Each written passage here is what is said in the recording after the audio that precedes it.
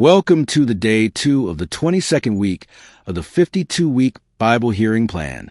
Let's listen from Exodus chapter 33 to 36. Chapter 33. Then the Lord said to Moses, "Leave this place, you and the people you brought up out of Egypt, and go up to the land I promised on oath to Abraham, Isaac, and Jacob, saying, I will give it to your descendants. I will send an angel before you and drive out the Canaanites, Amorites, Hittites, Perizzites, Hivites, and Jebusites. Go up to the land flowing with milk and honey. But I will not go with you, because you are a stiff-necked people, and I might destroy you on the way." When the people heard these distressing words, they began to mourn, and no one put on any ornaments. For the Lord had said to Moses, "Tell the Israelites, you are a stiff-necked people. If I were to go with you even for a moment, I might destroy you. Now take off your ornaments, and I will decide what to do with you." So the Israelites stripped off their ornaments at Mount Horeb. Now Moses used to take a tent and pitch it outside the camp some distance away, calling it the tent of meeting.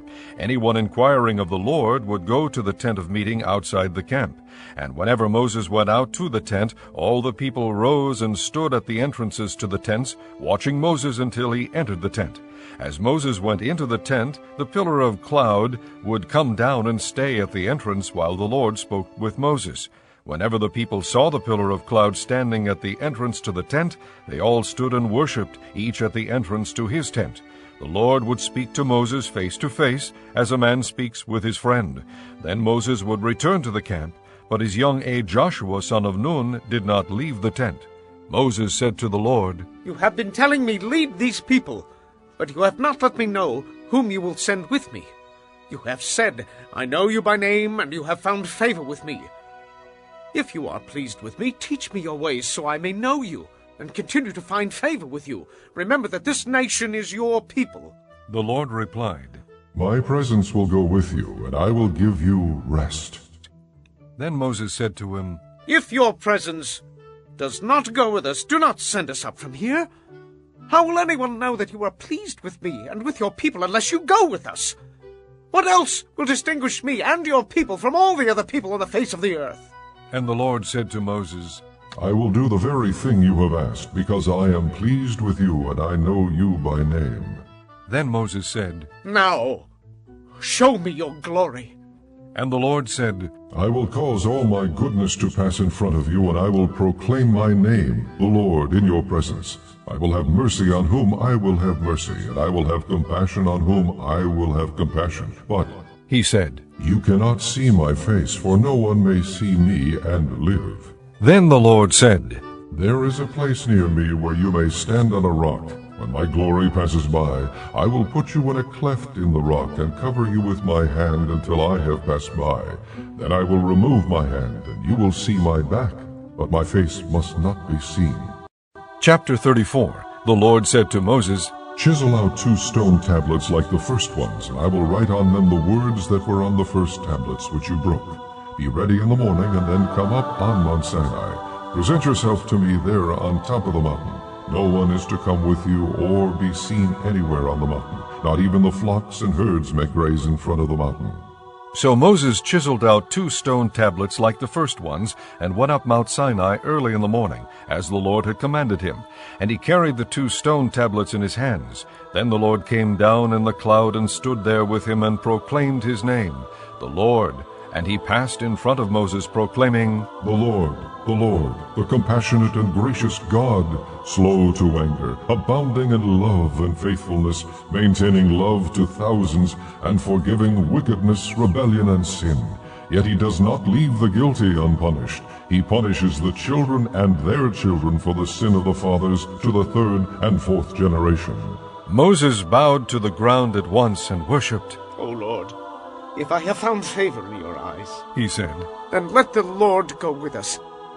Although this is a stiff-necked people, forgive our wickedness and our sin, and take us as your inheritance." Then the Lord said, "I am making a covenant with you. Before all your people I will do wonders never before done in any nation in all the world. The people you live among will see how awesome is the work that I, the Lord, will do for you. Obey what I command you today. I will drive out before you the Amorites, Canaanites, Hittites, Perizzites, Hivites, and Jebusites. Be careful not to make a treaty with those who live in the land where you are going, or they will be a snare among you. Bring down their altars. Smash their sacred stones and cut down their Asherah poles. Do not worship any other god, for the Lord, whose name is jealous, is a jealous God. Be careful not to make a treaty with those who live in the land, for when they prostitute themselves to their gods and sacrifice to them, they will invite you, and you will eat their sacrifices. And when you choose some of their daughters as wives for your sons, and those daughters prostitute themselves to their gods, they will lead your sons to do the same. Do not make cast idols. Celebrate the Feast of Unleavened Bread. For 7 days eat bread made without yeast, as I commanded you. Do this at the appointed time in the month of Abib, for in that month you came out of Egypt. The first offspring of every womb belongs to me, including all the firstborn males of your livestock, whether from herd or flock. Redeem the firstborn donkey with a lamb, but if you do not redeem it, break its neck. Redeem all your firstborn sons. No one is to appear before me empty-handed. 6 days you shall labor, but on the 7th day you shall rest. Even during the plowing season and harvest you must rest. Celebrate the Feast of Weeks with the first fruits of the wheat harvest, and the Feast of Ingathering at the turn of the year. 3 times a year all your men are to appear before the sovereign Lord, the God of Israel. I will drive out nations before you and enlarge your territory, and no one will covet your land when you go up 3 times each year to appear before the Lord your God. Do not offer the blood of a sacrifice to me along with anything containing yeast, and do not lay any of the sacrifice from the Passover feast remain until morning. Bring the best of the first fruits of your soil to the house of the Lord your God. Do not cook a young goat in its mother's milk. Then the Lord said to Moses, Write down these words, for in accordance with these words I have made a covenant with you and with Israel. Moses was there with the Lord 40 days and 40 nights without eating bread or drinking water, and he wrote on the tablets the words of the covenant, the 10 Commandments. When Moses came down from Mount Sinai with the 2 tablets of the testimony in his hands, he was not aware that his face was radiant because he had spoken with the Lord. When Aaron and all the Israelites saw Moses, his face was radiant, and they were afraid to come near him. But Moses called to them. So Aaron and all the leaders of the community came back to him, and he spoke to them. Afterward all the Israelites came near him, and he gave them all the commands the Lord had given him on Mount Sinai. When Moses finished speaking to them, he put a veil over his face. But whenever he entered the Lord's presence to speak with him, he removed the veil until he came out. And when he came out and told the Israelites what he had been commanded, they saw that his face was radiant. Then Moses would put the veil back over his face until he went in to speak with the Lord. Chapter 35. Moses assembled the whole Israelite community and said to them, These are the things the Lord has commanded you to do. For 6 days work is to be done. But the 7th day shall be your holy day, a Sabbath of rest to the Lord. Whoever does any work on it must be put to death. Do not light a fire in any of your dwellings on the Sabbath day. Moses said to the whole Israelite community, This is what the Lord has commanded. From what you have, take an offering for the Lord. Everyone who is willing is to bring to the Lord an offering of gold, silver, and bronze, blue, purple, and scarlet yarn, and fine linen, goat hair, ram skins dyed red, and hides of sea cows, acacia wood, olive oil for the light, spices for the anointing oil and for the fragrant incense, and onyx stones and other gems to be mounted on the ephod and breastpiece. All who are skilled among you ought to come and make everything the Lord has commanded, the tabernacle with its tent and its coverings, clasps, frames, crossbars, posts, and bases, the ark with its poles and the atonement cover and the curtain that shields it, the table with its poles and all its articles, and the bread of the presence, the lampstand that is for the light with its accessories, lamps and oil for the light, the altar of incense with its poles, the anointing oil and the fragrant incense, the curtain for the doorway at the entrance of the tabernacle, the altar of burnt offering with its bronze grating, its poles and all its utensils, the bronze basin with its stand, the curtains of the courtyard with its posts and bases, and the curtain for the entrance to the courtyard, the tent pegs for the tabernacle and for the courtyard and their ropes, the woven garments worn for ministering in the sanctuary, both the sacred garments for Aaron the priest and the garments for his sons when they serve as priests, Then the whole Israelite community withdrew from Moses' presence, and everyone who was willing and whose heart moved him came and brought an offering to the Lord for the work on the tent of meeting, for all its service and for the sacred garments. All who were willing, men and women alike, came and brought gold jewelry of all kinds, brooches, earrings, rings, and ornaments. They all presented their gold as a wave offering to the Lord. Everyone who had blue, purple, or scarlet yarn, or fine linen, or goat hair, ram skins dyed red, or hides of sea cows brought them. Those presenting an offering of silver or bronze brought it as an offering to the Lord, and everyone who had acacia wood for any part of the work brought it. Every skilled woman spun with her hands and brought what she had spun, blue, purple, or scarlet yarn, or fine linen, and all the women who were willing and had the skill spun the goat hair. The leaders brought onyx stones and other gems to be mounted on the ephod and breastpiece.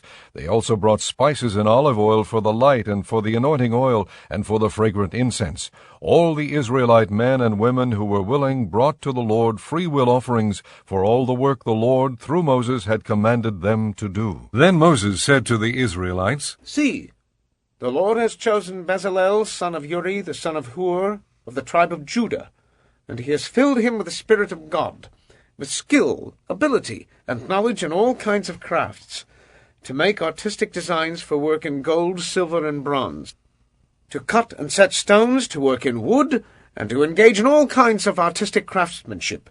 And he has given both him and Oholiab, son of Ahisamach, of the tribe of Dan, the ability to teach others.